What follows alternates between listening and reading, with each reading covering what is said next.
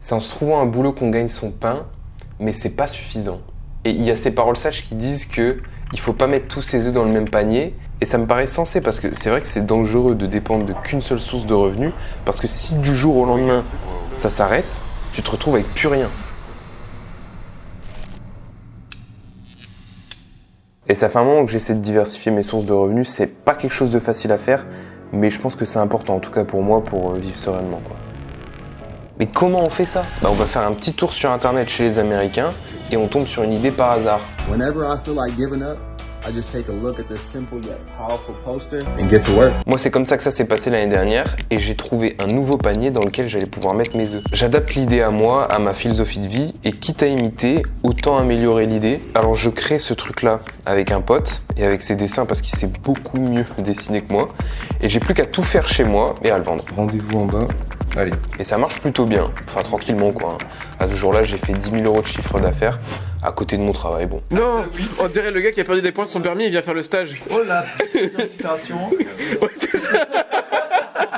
Et quand on peint le tableau, ça paraît idéal, dit comme ça. Mais à côté de ça, il y a mon travail, il y a ma vie, j'ai une vie sociale, je fais d'autres choses. Et en plus, avec ce nouveau projet-là que je venais de lancer, je me retrouve avec une montagne de nouveaux problèmes que j'imaginais même pas. Et j'avais déjà vendu des produits numériques sur internet, mais là, vendre des produits physiques que je fais moi-même, ça n'a rien à voir, c'est un autre délire. Le travail, il doit être multiplié par 10. Ça, la logistique, la production, les mails à envoyer, le SAV, l'organisation de malades qu'il faut pour envoyer les colis à temps, les casses, les pertes.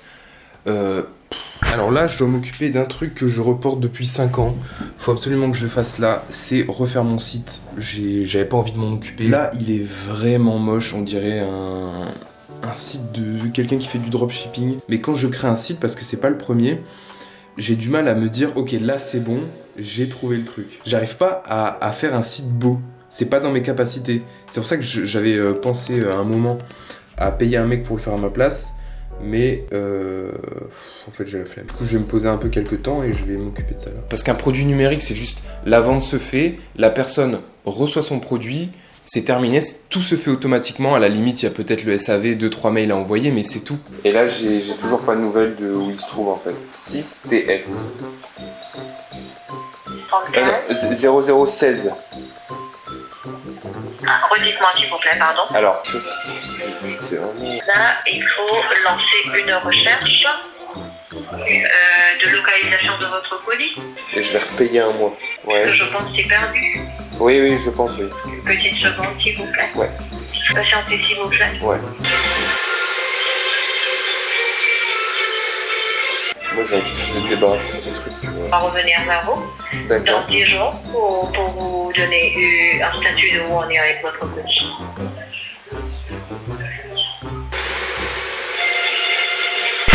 Bon, et à partir de ce moment-là, ça me prenait tellement la tête que je me suis dit, bon, là, Paolo, faut juste que tu délègues cette affaire pour pouvoir juste récolter les fruits du travail sans passer autant de temps dessus. Mais du coup, je ferai une vidéo où je fais tout le processus. Et comme ça, tu verras comment on fait. Et comme ça, moi, à côté, j'allais pouvoir me consacrer sur les réseaux sociaux, le marketing, la pub, tout ça, parce que jusqu'ici, j'avais pas eu le temps et c'était inexistant. Alors, l'Instagram de Memento Vivere, on va bien rigoler. Donc, 3 publications à ce jour. On va regarder la date, le 1er juillet 2021, 5 juillet et le 12 juillet. Après, on a quoi ? On n'a plus rien du tout. J'avais pour projet de pousser vraiment le truc sérieusement. Ça faisait trop longtemps que je me contentais juste de faire quelques sous par-ci par-là. Là, je vais faire un gros truc. En fait, il me reste quelques cadres à envoyer. Je vais tout faire d'un coup. Je pense que je vais l'envoyer samedi. Ouais, le truc. Moi, je m'occuperai de tout pour Memento Vivere ou aussi pour le pacte. Aussi pour le pacte.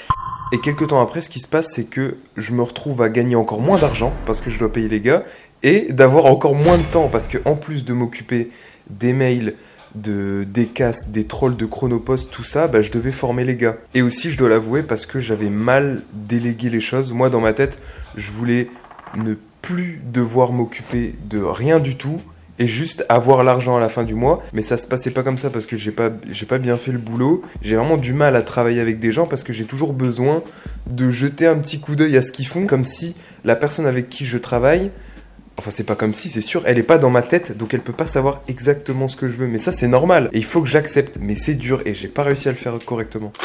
J'ai donc dû revoir mes ambitions à la baisse. Là, actuellement, tout seul, c'est impossible. Je peux pas faire grossir le projet comme ça me demande beaucoup trop de boulot, beaucoup trop de temps, beaucoup trop de compétences que j'ai pas forcément, que soit de base j'ai pas ou alors j'ai pas le temps d'apprendre. Et aussi avec l'atelier, en fait, je me rends compte à quel point c'est difficile de passer à l'étape supérieure, de passer d'un simple petit business sur YouTube, sur Internet, à une vraie entreprise avec des gens que t'embauches, avec un système économique pérenne que tu dois trouver pour que ça fonctionne sur du long terme. C'est tellement difficile. Et là aujourd'hui, quand je fais un peu l'état des lieux de ma vie, sur la prochaine année, les 2 prochaines années, c'est pas sur un projet comme ça que j'ai envie de m'investir autant. Donc juste, je me contente du minimum pour l'instant, on va dire. C'est-à-dire juste de me contenter de quelques ventes comme ça, par-ci, par-là, chaque mois.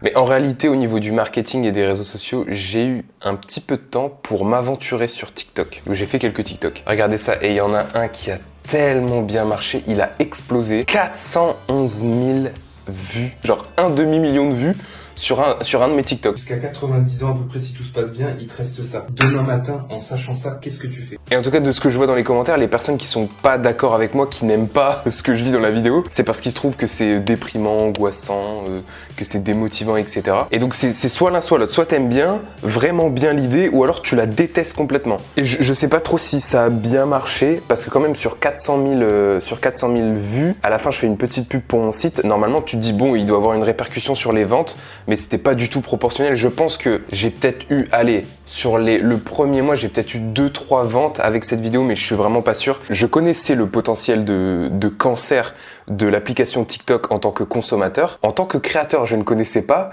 et c'est 1000 fois pire. Créer du contenu sur TikTok, la communauté ne me donnait clairement pas envie. Je préfère largement rester sur YouTube. La qualité des commentaires et des interventions n'a rien à voir. Et en plus de ça, j'ai vraiment pas le temps. À cette époque, je m'étais lancé un petit défi de faire un TikTok par jour. C'était trop compliqué. Je peux pas tout faire. Je peux pas faire mon travail, YouTube, TikTok, le sport et ma vie sociale. C'est impossible. Donc, j'ai arrêté.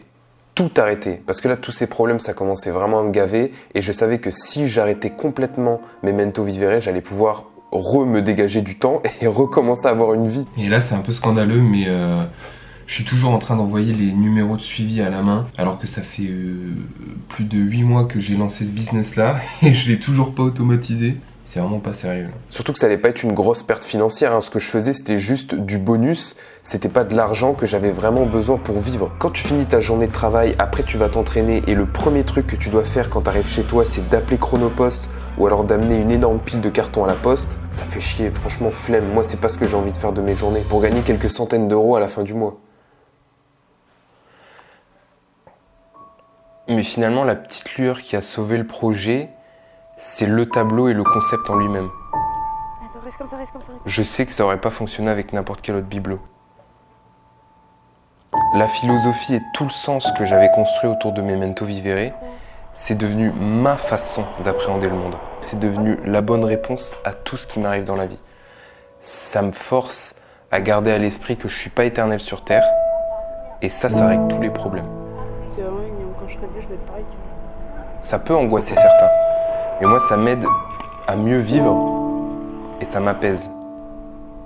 Ça peut servir à se donner un coup de pied au cul quand il faut, mais aussi à ralentir quand on en a besoin. Parce qu'il n'y a pas que le grind dans la vie. Il y a aussi les siestes au soleil avec sa copine, les épisodes de South Park et le chocolat blanc. Oh là là, on n'est pas encore au milieu, mais là, je sens qu'il y a un truc. Et ça, j'ai vraiment besoin de m'en rappeler parce que j'ai trop tendance à le mettre de côté. Si je devais utiliser une image pour expliquer le concept, je m'imaginerais sur un chemin, avec à l'autre bout tout ce que j'ai envie de réaliser dans ma vie et vers lequel je dois aller pour pas mourir avec des regrets. Et bien sûr, ce chemin est plein de boue, de fossés, de ronces, mais j'avance. En m'arrêtant de temps en temps quand même pour sentir les fleurs et prendre un bain de soleil.